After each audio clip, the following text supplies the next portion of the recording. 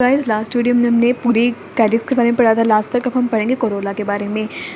तो कोरोला में जैसे हमने पीछे पढ़ा सेपल्स में पॉलीसेपलस और गैमोसेपलस होते हैं, उसी तरह कोरोला में भी अगर फ्यूज्ड हैं सारे। कोरोला क्या होता है, पहले तो बात पेटल्स होते हैं और ये कैसे कलर्ड ही होते हैं ऑलमोस्ट। दूसरा हमने क्या कहा अभी कि अगर वो फ्यूज्ड हैं तो उसको हमने गैमोसेपलस बोला, अगर वो फ्री है तो हम उसे पॉलीसेपलस बोलते हैं। तो उसी बेस पे उसका जैसे हमने पीछे पढ़ा था गैमोसेपलस, एक बार मैं लिख देती हूँ, सॉरी, गैमोपेटलस और पॉलीपेटलस, जिसे हमने सेपल्स में पढ़ा था। इनके भी आगे काफ़ी फर्दर डिवाइड होते हैं, हमने अलग देखे उनके शेप के बेस पे। तो उसी तरह इसके भी होते हैं काफ़ी सारे, तो है काफ़ी ज़्यादा हैं। तो मैं आपको बुक से दिखा देती हूँ एक बार। ये देखो, तो इससे पहले हमने पोली वाले पढ़ लेते हैं। पॉलीपेटलस मतलब जिसमें क्या होते हैं, सेपल्स फ्री होते हैं। तो यहाँ पे कुछ देखने को मिलता है, जैसे कि पहला क्रूसीफॉर्म या फिर कैरियोफाइलेशियस या फिर रोजेशियस, जिसके अंदर सारे सेपल्स क्या होते हैं, सारे पेटल्स क्या होते हैं, फ्री होते हैं। रोज़ में तो आपको देखने को मिल जाता है, रोज़ में सारे पेटल्स फ्री होते हैं। तो ये थे पॉलीपेटलस के। यहाँ पे जो आपको दिख रहा है ना ये रेगुलर, हाँ, तो यहाँ पे क्या सिमिट्री दिखाई है आपको। लेकिन अगर हम सिर्फ पॉलीपेटलस और गैमोपेटलस के बारे में ही पढ़ेंगे तो पॉलीपेटलस में हमने तीन तो यहाँ पे पढ़े, 3 और 3 यहाँ पे हैं। ये कुछ फैमिली दी गई है आपको। तो वैसे तो यहाँ पे लिखा नहीं हुआ, इसके पीछे जो यहाँ पे इसमें पूरा डिस्क्रिप्शन की हुई है वहाँ पे आपको फैमिली देखने को मिल जाएगी। तो ये इतना इम्पोर्टेंट नहीं है। हाँ, बस आपको ये याद रखना है कि कितने कितने टाइप्स होते हैं। जैसे कि हमने सेपल्स में पढ़ा था कि काफ़ी सारे टाइप्स देखे थे, टूथ हेड, फीड वगैरह। तो वैसे आपको यहाँ पे ना एग्जांपल है सिर्फ ये कि क्रूसीफॉर्म इसके अंदर आता है, कैरियोफाइलेशियस आता है, रोजेशियस आता है, या फिर पेपिलियोनेशियस आते हैं। तो ये सब चीज़ें आपको याद रखनी है, सिर्फ एग्जांपल है। और अगर हम बात करें गैमोपेटलस के, तो गैमोपेटलस में हमें ये इसी नाम देखने को मिलेंगे। इसमें कोई एग्जांपल तो है लेकिन वो पीछे दिए हुए हैं आपके। लेकिन जैसे हमने पीछे पढ़े थे ना सेपल में, वैसे ही यहाँ पे नेम गिवन है अकॉर्डिंग टू देयर शेप। जैसे कि हम बात करें कंपैन्यूलेट पीछे ही पढ़ा था हमने, बेल शेप बिल्कुल सेम है। ट्यूबुलर पीछे पढ़ा था, ट्यूब शेप। इन्फंडिबुलम भी पढ़ा था, इन्फंडिबुलम क्या होता है, फंडल शेप। एक नया आया है रोटेट, यहाँ पे इसकी कैसे होते हैं, इस तरह से होता है कि रोटेट कर रहा हो ये। इस तरह की इसकी शेप होती है इसके पेटल्स की, इस तरह से फ्यूज्ड होकर ऐसी शेप बनाते हैं। बाइलेबिएट, 2 लिप्स है इसमें, और पर्सोनेट, लेगुलेट और एक स्पर्ड में क्या है, यहाँ पे वही बीक लाइक स्ट्रक्चर है। तो ये थे आपके कुछ गैमोपेटलस, और आपको इन सब के एक एक एग्जांपल तो याद करने पड़ेंगे। मैंने एग्जांपल नहीं लिखे इसमें, क्योंकि इसमें बुक में दिए हुए एक एग्जांपल हैं जो आपको याद आप इजीली कर सकते हो। तो लिखने का कोई फ़ायदा नहीं है। अगर मैं लिखूँगी सारे एग्जांपल तो वीडियो ना, सही बताऊँ तो काफ़ी ज़्यादा लंबी हो जाएगी, और इतनी लंबी वीडियो ना दिक्कत आती है कि हाँ, मैं एग्जांपल भी लिख रही हूँ तो आपको पता ही। और आप अगर वीडियो देख रहे हो तो आपको अपनी साइड में बुक खोल के रखनी चाहिए, ताकि जो भी मैं यहाँ पे पढ़ा रही हूँ तो आप साथ में अपनी बुक में देखते रहो, ठीक है। लेकिन अगर आपको फिर भी एग्जांपल चाहिए तो आप मेरे को पहली वीडियो में मतलब या फिर इस वीडियो में आप मेरे को कमेंट करके बता दो कि हाँ आपको एग्जाम्पल भी चाहिए, तो मैं आपको अगली हर वीडियो में एग्जाम्पल लिख के दूँगी। और जैसे हमने पहले पढ़ा था पेरियांथ के बारे में, एक चीज़ और रह गई हमारी कोरोला में हमने फंक्शन नहीं पढ़े अभी तक। कोरोला के फंक्शन क्या हो सकते हैं आप खुद बताओ। कोरोला में हमने कहा कि कलर्ड होता है, तो अगर वो कलर्ड है तो वो क्या शो कर रहा है, तो क्या कर सकता है वो पॉलिनेशन में हेल्प कर सकता है इजीली। कलर्ड होने की वजह से क्या कर सकता है वो पॉलिनेशन में हेल्प कर सकता है, पहला फंक्शन। सेकंड, वो क्या करता है, जितने भी उसके अंदर जितने भी स्ट्रक्चर प्रेजेंट है, जो बर्ड प्रेजेंट होती है या फिर कोई जितने भी फ्लोरल पार्ट्स बच गए, एंड्रोशियम बच गया, गाइनोशियम बच गया, उसको वो क्या कर रही है, प्रोटेक्ट कर रही है। तो प्रोटेक्शन। तो फंक्शन आपकी बुक में भी इतने ही गिवन है। अब हम पढ़ते हैं पेरियांथ। जैसे मैंने पीछे हमने पढ़ा था कि पेरियांथ क्या होता है। सेपल्स और पेटल्स को हम इकट्ठा पेरियांथ बोलते हैं, लेकिन यहाँ पे एक टर्म और आती है, वो आती है टेपल्स। टेपल्स क्या होता है, अब आपने क्या कि पेरियांथ किससे मिलके बना है, वो सेपल्स और पेटल्स से मिलके बना है।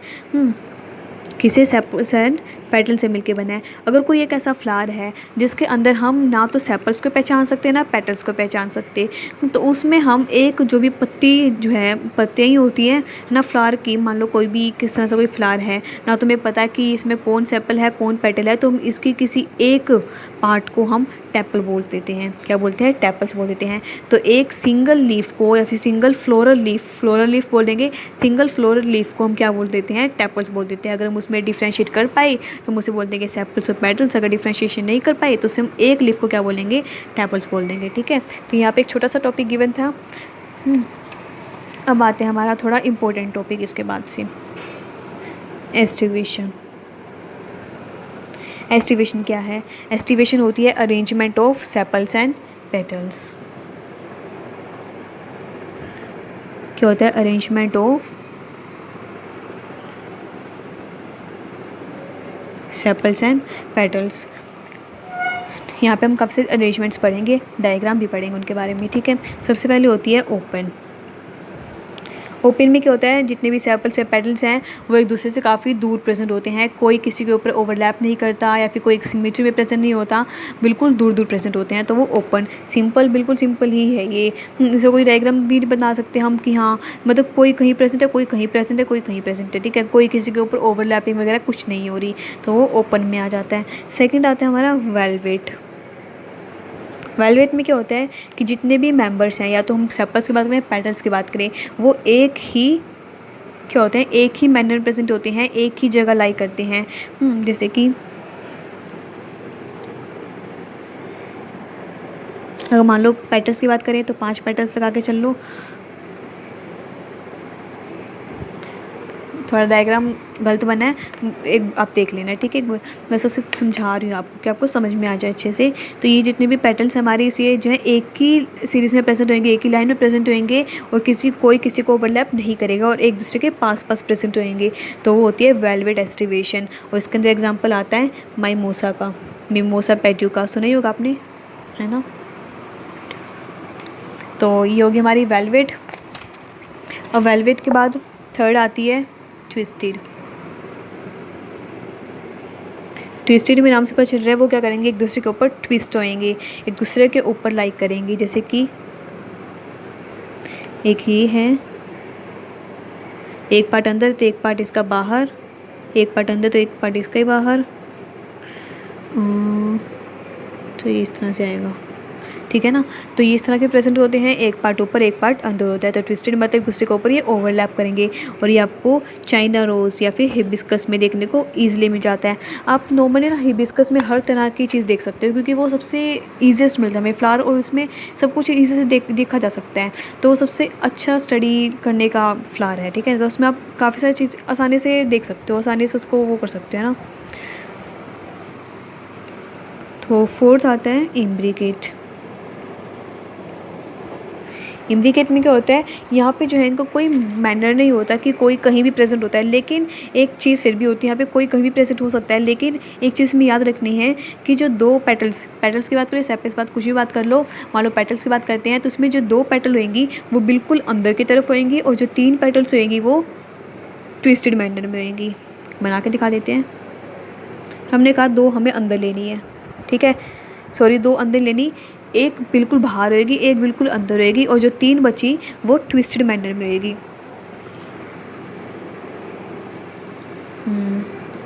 एक अंदर एक बाहर लेनी है हमें, तो बनाने में थोड़ी दिक्कत होती है ना।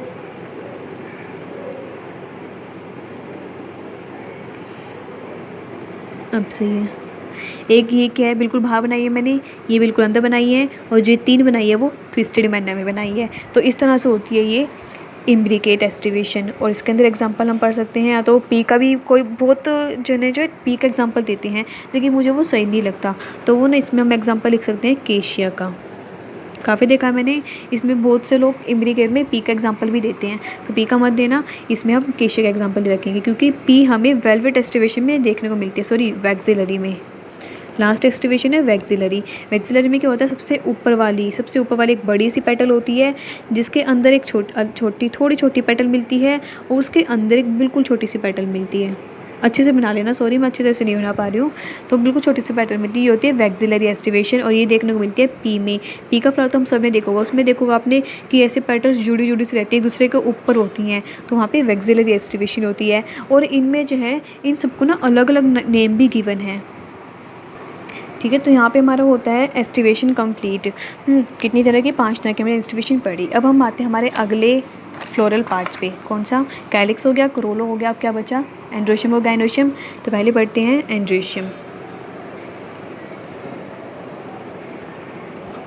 एंड्रोशियम क्या होता है? एंड्रोशियम पता ही है, is a female part, sorry androecium is the male part. और यहाँ पे हम क्या क्या देखने को मिलता है? हमें यहाँ पे पूरा स्टेमन होता है। स्टेमन में क्या क्या आता है? फिलामेंट आती है, और उसके ऊपर क्या आता है? एंथर आता है, ठीक है। ये क्या है? एंथर है, and this one is the filament. तो यहाँ पे कुछ टर्म आती है। पहली टर्म आती है यहाँ पे स्टेमिनोड। स्टेमिनोड क्या होता है? अगर ये पूरा हमारा क्या स्टेमन, अगर स्टेमन में एंथर नहीं है, एंथर अब्सेंट हो जाए, तो वो जो पूरा स्टेमन है वो स्टेराइल हो जाएगा, तो उसको हम टर्म दिया हमने स्टेमिनोड। स्टेराइल स्टेमन को क्या बोलते हैं? स्टेमिनोड बोलते हैं। दूसरी टर्म आती है सेसाइल। सेसाइल क्या होता है? हमने पीछे पढ़ा था, सेसाइल एक टर्म है ना। तो सेसाइल क्या होता है? अगर यहाँ पे फिलामेंट अब्सेंट हो जाए तो उसको हम, उस स्टेमन को हम क्या बोलेंगे? Sessile स्टेमन, if filament is absent, ठीक है। अब आते हैं हम आगे एंथर पे। एंथर के बारे में हमें पढ़ना है। एंथर में हम यहाँ पे थीका पढ़ेंगे, तो है नंबर ऑफ थीकास। पहला टॉपिक है, 2 तरह का होता है, मोनोथीकस एंड, यहाँ लिख लेते हैं बाईथीकस। तो मोनोथीकस का मतलब, मोनो मतलब सिंगल, तो यहाँ पे क्या होता है? सिंगल थीका होता है। सिंगल थीका मतलब 1 लोब होती है, और एक लोब में 2 पोलन चैम्बर्स मिलते हैं। ये आपको सबको पता होगा ना, आपने पढ़ा है ये बायो में 11-12 में। तो मोनोथीकस क्या होता है? सिंगल थीका मतलब सिर्फ 1 लोब, और एक लोब में 2 पोलन चैम्बर्स मिलते हैं। तो अगर 1 लोब है तो उसको हमने टर्म दिया मोनोथीकस या फिर सिंगल थीका। और अगर हमने कहा एक थीका में, एक लोब में 2 पोलन चैम्बर्स होते हैं, तो उसको हम एक और नाम दिया जाता है यहाँ पे, बाइस्पोरेंजिएट। क्या टर्म दिया जाती है? बाइस्पोरेंजिएट, या तो बोल लो बाइस्पोरेंजिएट या बोल लो मोनोथीकस, बात एक ही है। मोनोथीकस टर्म किसे डिनोट करती है? सिंगल थीका या सिंगल लोब। और एक लोब में 2 पोलन चैम्बर होते हैं, तो उसे हम कह सकते हैं बाइस्पोरेंजिएट। तो ये आपको पता ही चल गया होगा मैं इसमें क्या बोलने वाली हूँ। तो बाईथीकस यहाँ पे क्या होते हैं? 2 थीकास प्रेजेंट होते हैं। 2 थीकास मतलब 2 लोब्स प्रेजेंट होते हैं, और 2 लोब्स मतलब यहाँ पे एक में 2 होते हैं, तो 2 लोब्स में 4 पोलन चैम्बर हो गए। तो ये क्या हो गया? ठीक है ना, टेट्रास्पोरेंजिएट, ठीक है। तो यहाँ पे हमारा नंबर ऑफ थीका कंप्लीट होता है। अगला टॉपिक आता है face of anther. Face of anther से क्या मतलब है? फेस ऑफ एंथर का मतलब है जो एंथर का फेस है वो किस साइड प्रेजेंट है। अगर एंथर का फेस, जो एंथर है, अगर उसने एंथर का फेस को या फिर एंथर को अगर उसने नीचे की तरफ ना फेस किया हुआ है, सेंटर की तरफ उसका फेस है, तो उससे हमने एक टर्म दी है, कौन सी? इंट्रोस। और अगर एंथर का जो फेस है वो ऊपर की तरफ हो या फिर को आउटवर्ड तरफ हो, तो उसे हमने टर्म दी है एक्सट्रोस। बस सिंपल से 2 टर्म दी यहाँ पे याद कर लेना कि इंट्रोस क्या होता है जब एंथर जो है नीचे की तरफ देख रहा हो, या फिर एक्सट्रोस क्या होता है जब एंथर बाहर की तरफ देख रहा हो। सिंपल। अब आता है आपका एक इम्पोर्टेंट टॉपिक,